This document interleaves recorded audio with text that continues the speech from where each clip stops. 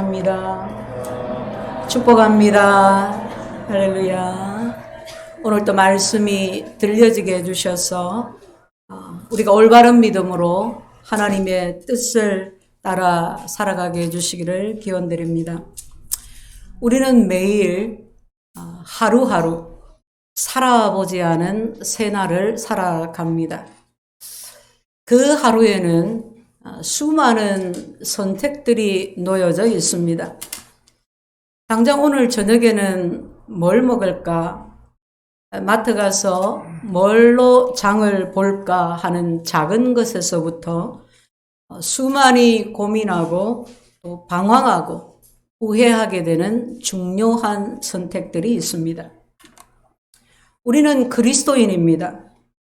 그리스도인은 모든 일에 우연한 것이 없다는 것을 믿습니다.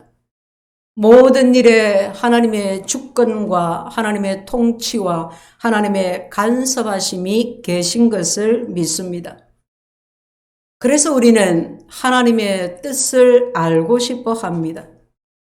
이 일에서, 이 관계 가운데서 내가 과연 잘하고 있는 건지, 일희일비하지 아니하고 눈앞에 이익을 떠나서 하나님의 마음을 알고 하나님의 뜻을 알고 하나님의 인도하심을 따라서 믿음으로 잘 살아가기를 원하는 것입니다.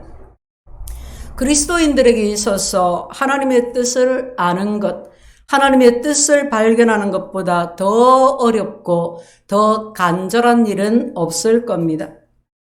우리 모두는 하나님의 뜻을 찾기 위해서 나름 고민도 하고 그렇게 보신 적이 있을 것입니다. 예수님을 주와 구주로 믿는 우리는 정말 하나님의 뜻을 따라 살아가기를 원합니다. 아멘이십니까? 아멘. 그런데 문제는 그렇게 원하는 대로 하나님의 뜻이 분명하게 나에게 보이지 않는 것입니다. 어떤 직장을 가야 하는지, 공부를 계속해야 하는지, 내가 사업을 해야 하는지, 누구와 결혼을 할 것인지, 요즘 다들 주식 하는데 주식을 해야 하는지, 재테크를 어떻게 하면 될는지, 그 선택들 앞에서 수많은 고민과 의심과 주저함이 있을 것입니다. 올 들어 몇 가정이 이사를 했습니다. 우리가 이사하는 것도 이사를 할 건지 말 건지 어디로 갈 건지, 그죠? 이사를 놓고도 수많은 선택들을 해야 되죠. 다시 말하면 수많은 고민들을 하지 않습니까? 우리는 이 모든 일에 있어서 하나님의 뜻을 알고 싶어 합니다. 본문은 우리가 같이 교독을 했는데 기드온이 하나님의 뜻을 찾기 위해서 뭘 했나? 기드온이 하나님의 뜻을 알기 위해서 양털을 사용했습니다. 혹시 본문의 기드온처럼 양털 뭉치를 놓고 또는 다른 것을 놓고 기도해 보신 적은 없습니까? 양털 뭉치 하나 딱 갖다 놓고 하나님, 이 대학에 가는 것이 하나님 뜻입니까? 하나님 뜻이면 내일 아침까지 이 양털이 촉촉하게 해주세요.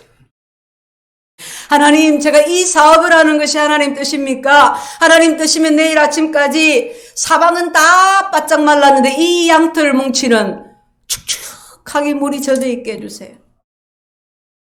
어떤 분은 하도 답답해서 빈 그릇을 갖다 놨답니다. 빈 그릇을 하나 딱 갖다 놓고 하나님이 뜻이면 이 빈 그릇에 물이 가득 차게 해주세요. 다음날 아침에 어떻게 됐을까요? 그대로 비어있는 그릇이었습니다. 왠지 서운해요. 그죠? 왠지 허전해요. 다시 기도합니다. 이번에는 그릇에 물을 가득 담아놓고 기도합니다. 하나님, 내일 아침까지 이 물이 바짝 말라서 빈 그릇이 되게 해주세요. 어떻게 되었을까요? 물이 그대로 있습니다. 밤새 날아가 봐야 별로 안 날아갑니다. 그러면 과연 이것이 이렇게 하는 것이 하나님의 뜻을 찾는 바른 방법일까요? 우리는 기도원처럼 양털을 가지고 기도하거나 빈 그릇을 가져다 두고 꼭 그렇게 하나님의 뜻을 찾지는 않지만 그러나 그런 마음으로 기도할 때가 많습니다. 하나님 이렇게 해주시면 하나님 뜻으로 할게요. 하나님 저렇게 해주시면 하나님 뜻으로 알고 그렇게 할게요. 그렇게 기도하는 거예요. 우리는 하나님이 기도원에게 하신 대로 우리에게 하나님의 뜻을 기적적으로 분명하게 확실하게 보여주시기를 원합니다. 단 몇 초라도 단 한순간이라도 하나님께 직접 나타나셔서 그래 그렇게 해 혹은 아니야 그렇게 말고 이렇게 해 콕 집어서 보여주시고 말씀해 주시기를 원합니다. 어떤 이가 하나님 제가 하나님의 말씀의 인도함을 받기를 원합니다. 하나님의 말씀 따라 살기를 원합니다. 그래서 제가 눈을 감고 성경을 탁 펼쳐서 손가락을 탁 집으면 그 짚은 구절이 하나님이 나에게 주시는 말씀으로 알겠습니다. 하나님 인도해 주세요. 기도하고 눈을 감고 성경을 탁 펼치고 손가락을 딱 얹었어요. 눈에 들어오는 구절이 뭐였느냐 하면 가룟 유다가 목매어 죽으니라. 그래서 하나님 이거 아니잖아요. 이거 아니잖아요. 하나님 다시 하나님의 뜻을 바로 인도해 주세요. 주야! 이번에는 좀 이제 배에다가 힘도 좀 많이 주고 주야! 그렇게 이제 기도했어요. 그러니까 다시 눈을 감고 성경을 딱 펼치고 손가락을 딱 올리니까 뭐라고 적혔냐면 가서 너도 이와 같이 하라. 가서 목을 메어 죽을 판이라. 이것도 아니다 싶어. 한국 사람은 3-4번이라고. 그리고 이제 마지막 3번째입니다. 주야 인도해 주십시오. 기도하고 딱 펼치니까 어느 구절이 나왔느냐 하면 어느 때까지 둘 사이에서 머뭇머뭇하려느냐. 어쩌면 좋습니까? 말씀대로 산다 했으니까 죽으러 가야 되는데. 여러분 다 웃으시는데 아주 유명한 이야기입니다. 우리는 기도원에게 일어난 기적이 우리에게도 일어나기를 바랍니다. 모두 기도원을 부러워하면서 하나님께서 나에게도 이렇게 나타나셔서 그렇게 하나님의 뜻을 계시해 주시면 좋겠다고 생각을 합니다. 자, 그러면 과연 기드온이 한 행동은 우리가 본받을 만한 것인가요? 기드온이 한 행동은 올바른 것이었나요? 본문은 우리에게 야, 기드온 너 잘했다 칭찬하고 있는 건가요? 그리고 하나님은 오늘도 지금도 우리에게 하나님의 뜻을 확정시켜 주시기 위해서 이런 기적을 사용하기를 원하실까요? 오늘 우리가 하나님의 뜻을 찾기 위해서 하나님 앞으로 나아가서 기드온처럼 이렇게 기도하는 것이 올바른 것일까요? 하나님의 뜻을 찾을 때 기드온의 양털 기적을 좋은 방법이라고 생각하는 사람들도 있습니다. 그러나 여러분 본문을 한번 보십시오. 본문을 찬찬히 보면 여기에 몇 가지 문제점이 있습니다. 36절 기드온이 하나님께 여쭈되 주께서 이미 말씀하신 같이 내 손으로 이스라엘을 구원하시려거든. 주의 뜻이 숨겨져 있나요? 주의 뜻을 보여주시지 않았나요? 아니요. 이미 보여주셨어요. 기도는 이미 알고 있어요. 기도는 이미 하나님의 뜻을 명확하게 알고 있습니다. 주께서 이미 말씀하신 같이 내 손으로 이스라엘을 구원하시려거든. 하나님이 내 손으로 이스라엘을 구원하시고자 하신다. 그게 하나님 뜻이에요. 하나님의 뜻이 무엇입니까? 하나님의 뜻은 기드온을 통해서 이스라엘을 구원하시는 것입니다. 이것이 하나님의 분명한 뜻이었습니다. 하나님은 이 뜻을 기드온에게 확증시켜 주시기 위해서 성령을 부어주셨습니다. 32,000명이나 되는 이스라엘 백성들을 기드온 앞으로 모아주셨습니다. 원래 기드온은 용사가 아니었습니다. 겁이 많았어요. 평범했어요. 그런 그에게 32,000명이나 되는 사람들이 몰려들었다는 것 자체가 놀라운 일 아닙니까? 그게 바로 기적 아닙니까? 여러분, 이것보다 더 분명한 증거가 없는 것입니다. 그런데 그럼에도 불구하고 기도원은 하나님께서 양털을 통해서 확정해 주시기를 요청했습니다. 하나님이 어떻게 하셨나요? 기도원이 요청하는 대로 응답해 주셨습니다. 하나님이 응답해 주시면 다 옳은 것일까요? 옳은 게 아닌데도 아이들을 성화에 들어주기도 하고요. 여러분, 하나님이 응답해 주신다고 다 옳은 것이 아닙니다. 하나님이 응답해 주셨다고 해서 기도원의 행동이 옳았다는 것이 아닙니다. 긍휼에 풍성하신 하나님이 긍휼이 풍성하셔서 기도원에게 긍휼을 베풀어 주신 것입니다. 하나님의 긍휼하심으로 기도원에게 응답해 주신 것이지 기도원이 잘했어, 기도원의 행동이 옳아서 그렇게 하신 것이 아닙니다. 기도원의 이 양털 기적은, 이 사건은 하나님의 뜻을 확증하는 좋은 방법이기보다는 사실은 기도원의 믿음이 너무나 부족하다. 하나님의 말씀을 그대로 받아서 내가 어떻게 이 일을 잘 감당할 수 있을까요? 하나님이 성령을 부어주시고 사람들을 부어주시면 내가 어떻게 이들을 잘 리더해서 이스라엘을 구원할까요? 그래야 되는데 하나님이 나에게 말씀해 주셨는데 양털을 통해서 기적을 보여주세요. 믿음이 얼마나 부족한가 하는 것을 여실하게 보여주고 있는 것입니다. 자, 그런데 보세요. 양털 사건이 문제를 해결해 주었습니까?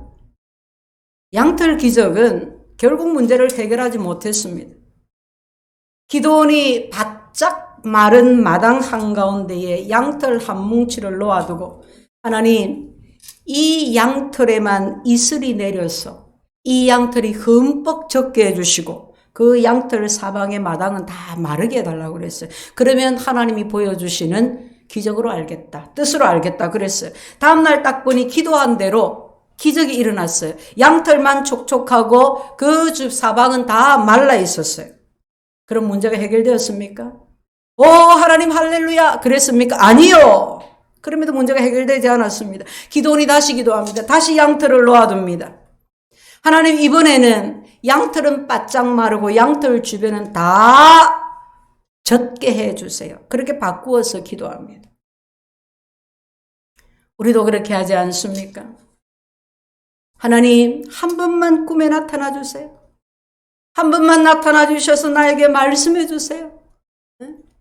그러면 내가 정말 믿음 생활 잘하겠습니다. 말씀대로 따르겠습니다. 그러다가 막상 꿈을 꿔보십시오. 과연 그럴까요? 그렇게 할까요? 그렇지 않을 겁니다. 이게 진짜 맞나? 진짠가? 개꿈인가? 반신반의합니다. 여러분, 우리는 기적에 만족하지 못합니다. 기적이 일어나면 대단한 일이 일어날 것 같지만, 내가 대단한 믿음의 사람이 될 것 같지만 그 순간이고 의심하고 불신하고 오래 다니던 직장을 그만두게 되었습니다.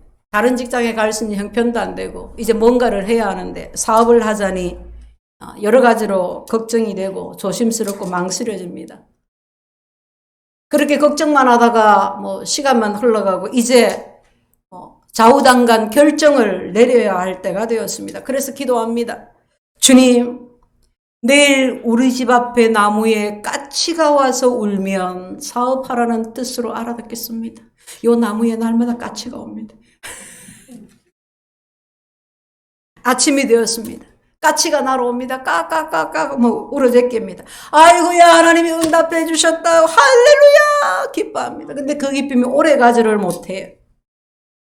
가만히 보니까 요즘에 까치가 많이 날아들어와. 동네에서도 있고 저 함영 공원에도 에코 공원에도 가면 있고 여기저기 까치가 다 날아들어. 까치가 날아온 게 우연이 아닌가? 날아가다가 하나 얻어 걸린 게 아닌가? 이제 그 생각이 들어오는 거예요. 성도 여러분, 이것이 우리가 원하는 기적의 한계입니다. 성도 여러분, 하나님은 우리가 이 양털 기적을 통해서 이런 것을 통해서 하나님의 뜻을 확인하는 것을 원하지 않으십니다. 그러면 우리는 어떻게 하나님의 뜻을 확인할 수 있을까요? 그러려면 제일 첫 번째는 하나님에 대한 분명한 지식이 있어야 합니다. 하나님의 뜻에 대한 지식. 하나님을 바로 알아야 된다, 그 말이에요. 하나님의 뜻은 본질적인 뜻과 지엽적인 뜻 두 가지가 있습니다. 본질적인 뜻이란 것은 하나님이 우리에게 가장 원하시는 것입니다. 그러므로 잘 알아야 합니다. 무엇을 하든지 본질적인 것, 본질을 아는 것, 그것이 가장 중요합니다. 그런데 너무 감사하게도 우리가 이것을 찾아 헤맬 필요가 없습니다. 하나님은 성경에 우리를 향하신 하나님의 본질적인 뜻을 아주 분명하게, 아주 명확하게 잘 나타내 주셨습니다. 숨기지 않으셨습니다. 숨기지 아니하고 다 열어 보여 주셨습니다. 계시해 주셨습니다. 대표적인 몇 가지만 살펴보면 우리 같이 한번 찾아보실까요? 데살로니가 전서 5장입니다.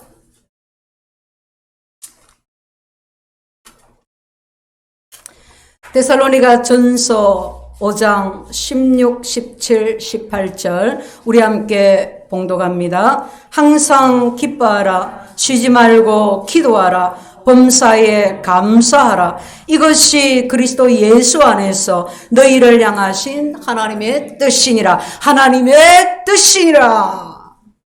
또 우리 한 장 앞으로 가서 데살로니가전서 4장 3절을 같이 보실까요? 4장 3절 하나님의 뜻은 이것이니 너희의 거룩함이라. 곧 음란을 버리고. 하나님의 뜻은 이것이니 거룩함이라. 음란을 버리고. 하나님의 뜻을 알기를 원하십니까? 하나님의 뜻대로 살기를 원하십니까? 항상 기뻐하고 쉬지 말고 기도하고 모든 일에 감사하는 것이 우리를 향하신 하나님의 본질적인 뜻입니다. 우리가 깨끗하게 사는 것, 정결한 것, 거룩한 것, 음란에서 멀어지는 것, 버리는 것, 하나님의 뜻입니다. 또 요한복음 6장 40절에는 이같이 기록합니다. 내 아버지의 뜻은 아들을 보고 믿는 자마다 영생을 얻는 이것이니. 예수님 믿고 영생 얻는 것. 기뻐하고 기도하고 감사하며 사는 것, 깨끗하게 사는 것, 사랑하라 사랑하며 사는 것, 세상의 유혹에 악에 빠지지 아니하고 하나님 나라를 위하여 사는 것. 사랑하는 성도 여러분, 이것이 우리를 향하신 하나님의 본질적인 뜻입니다. 이 본질적인 하나님의 뜻이 우리 인생의 대부분을 차지합니다. 우리의 중심을, 우리의 향방을 인도하는 것입니다. 물론 우리를 향한 본질적인 뜻만이 아니라 취업적인 뜻도 있습니다. 일용할 양식이 우리에게 필요합니다. 우리가 누구와 결혼해야 할지, 어떤 회사에 가야 하는지, 집을 팔고 이사를 해야 하는지, 이건 모두 취업적인 뜻입니다. 분명하게 우리가 먼저 짚어야 하는 것은 이 지역적인 뜻은 어떻게 우리가 선택을 하든 어떻게 결정을 하든 가장 중요한 것은 아니라는 것입니다. 함영동에 살아도 되고 금곡에 살아도 됩니다. 하나님은 우리의 환경보다도 우리의 성품에 더 관심을 갖고 계십니다. 우리의 본질적인 것에 더 관심이 많으십니다. 그런데 우리는 보면 늘 지엽적인 문제에 매달려서 살아갑니다. 지엽적인 문제를 가지고 필사적으로 하나님의 뜻을 구합니다. 하나님은 우리가 예수 믿고 구원받았어. 이제 어떤 삶을 살아가느냐, 이제 어떤 사람이 되느냐 하는 것에 깊은 관심을 가지고 계신데 말입니다. 성품이 운명을 좌우한다는 말이 있습니다. 두고두고 이 말에 동의하게 됩니다. 성품이 우리의 운명을 좌우합니다. 성품이 그 사람의 삶을 좌우합니다. 그래서 우리 아이들을 위한 기도 제목 가운데 꼭 빠지지 않는 것이 하나님 좋은 성품의 사람이 되게 해주세요. 성품이 안 좋으니까 아무리 재능이 뛰어나고 아무리 뭐가 특출해도 관계 형성이 안 돼, 일이 안 돼, 안 돼요. 좋은 성품의 사람이 되게 해주세요. 말씀과 성령으로 길림을 받아서 성품이 자라가고 다듬어져서 그 삶에 성령의 열매가 맺혀지는 사람이 되게 해달라고 기도하는 것입니다. 하나님의 뜻은 우리의 성품에 우리가 어떤 사람이 되는가에 초점을 두고 있습니다. 성도 여러분, 하나님의 뜻이 궁금하신가요? 그렇다면 내가 무엇을 해야 합니까? 하는 것보다 내가 어떤 사람이 되어야 합니까를 먼저 생각하시기를 바랍니다. 내가 누구와 결혼을 해야 할까요? 하는 것보다 내가 어떤 배우자, 어떤 남편이 되고 어떤 아내가 되어야 하겠습니까를 먼저 생각하시기를 바랍니다. 그것이 더 중요합니다. 결혼의 목적을 아는 것이 더 중요합니다. 믿음의 가정을 이루어가는 것이 얼마나 중요한 것인지 아는 것이 중요합니다. 관심을 가져야 합니다. 배워야 합니다.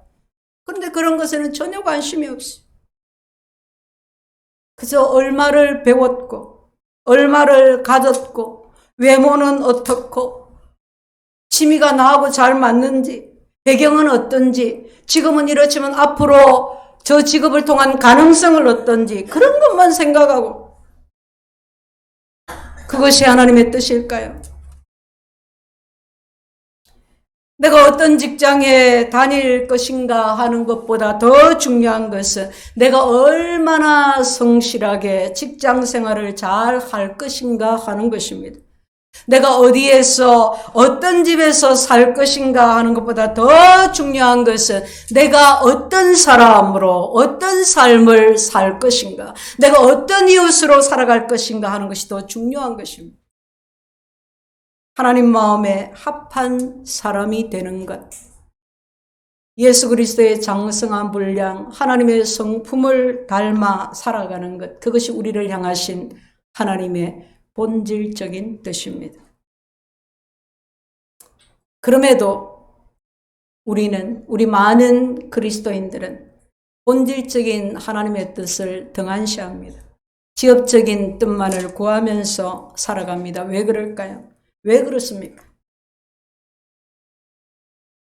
여러분, 그것은 결국 나의 이익과 연관되어 있기 때문입니다. 그렇죠? 하나님 뜻이 무엇입니까? 보여주고 가르쳐줘도 내 하고 싶은 대로 합니다. 지엽적인 문제에 늘 초점을 맞추고 살아가는 사람들은 늘 양털 기적 같은 늘 그런 것으로 하나님의 뜻을 확증받고 싶어 합니다. 하나님이 꿈에 나타나서 말씀해 주시거나 뭔가 내 눈앞에 짠 하고 기적을 베풀어 주시기를 원합니다. 그리고 그것도 안 되면 누군가의 어떤 사람으로부터의 확증을 받고 싶어 합니다. 그냥 소위 하는 말로 기도빨이 좋다, 영빨이 좋다, 능력이 막 많이 나타난다, 은사가 많다, 이런 분들을 찾아가서 그분들의 입으로 확증을 받고 싶어요. 이 사업을 하나님이 하라고 하십니까? 그래 막 기도원에 올라가가지고 그죠? 기도원 원장에게 기도받고, 기도원 원장이 나를 위해 기도해주면서 눈이 열려서 환상을 보고 꿈을 보고 계시를 받아서 그 입에서 해주는 말을 듣고 싶어 하는 거예요. 왜 그렇습니까? 그 밑바닥에 내가 하나님 앞에 기도하면서 하나님의 뜻을 구한다고 하면서 사실은 내가 원하는 것을 하나님이 오냐 그렇게 해라, 그런 말씀을 듣고 싶은 거예요. 그렇게 했다가 혹시 잘 안 되면 어떡하지? 망하면 어떡하지? 그런 두려움이 있기 때문인 거예요. 그래서 나 말고 다른 사람으로부터 확증을 받고 싶은 거예요. 그 안에는 하나님 나라에 대한 걱정보다 하나님이 염려하라고 하신 것들에 대한 염려보다도 내가 손해보고 싶지 않은 나의 이기심이 자리하고 있기 때문입니다. 그것이 하나님 뜻이 무엇입니까? 하나님 뜻을 보여주세요 하고 하나님의 뜻을 간절하게 찾는 이유입니다. 내가 잘 되기를 원하는 것. 다른 것은 관심이 없습니다. 등한시합니다. 여러분, 이렇게 신앙생활을 한다면 하나님의 살아계심을 믿고 예수 그리스도를 구주로 믿고 성경의 하나님 말씀임을 믿고 내가 믿음으로 살아갑니다고 고백하면서 내가 이렇게 신앙생활을 한다면 교회 다닌다고 하면서 사주 궁합 보러 다니고 사업의 운수가 좋은지 어떤지 점쟁이 찾아다니고 요즘 젊은이들 타로 점 치러 가는 것처럼 그렇게 보러 다니고 그럼 그런 사람들하고 다를 것이 뭐가 있겠습니까? 뭐가 다릅니까? 그리스도인이 뭐가 다릅니까? 여러분, 이 시대에 우리의 삶 가운데 얼마나 우상이 만연해 있습니까? 궁합을 봅니다. 타로 점을 봅니다. 내가 확실하게 믿는 건 아닌데, 그건 믿는 건 아닌데, 그냥 재미삼아 그래서 하면서 결혼 운을 봅니다. 올해 결혼을 하겠습니까? 내년에 결혼을 하겠습니까? 그러면 또 사업 운이 어떤지, 연애 운이 어떤지.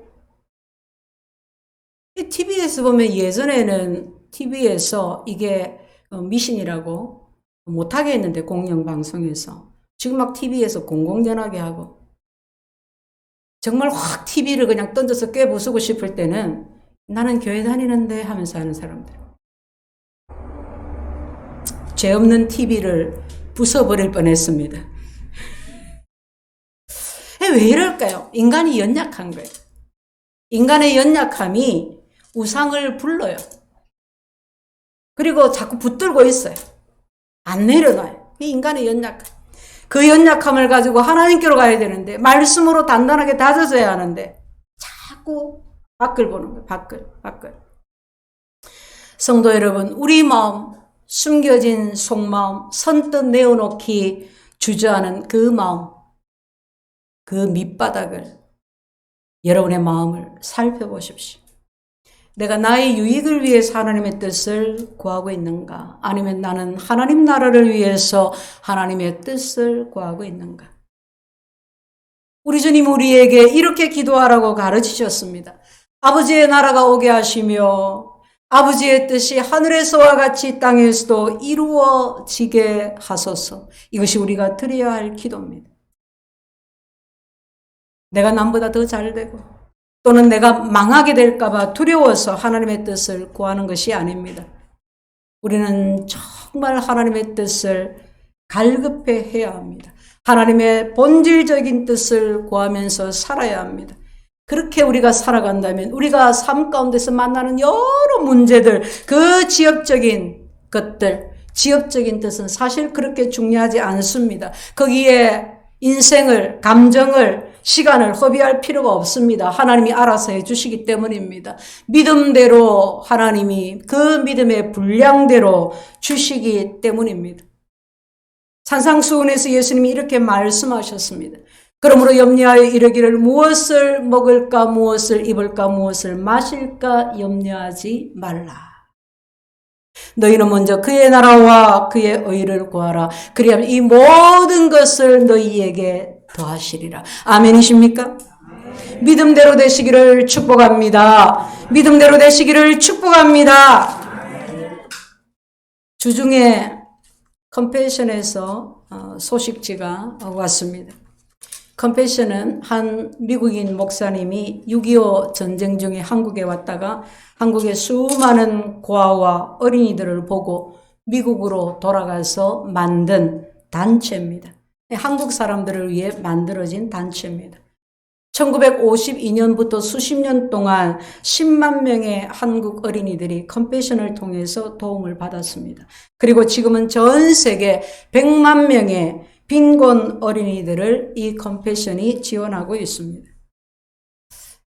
지금 매월 4만 5천 원 정도 그렇게 후원을 하게 되는데요.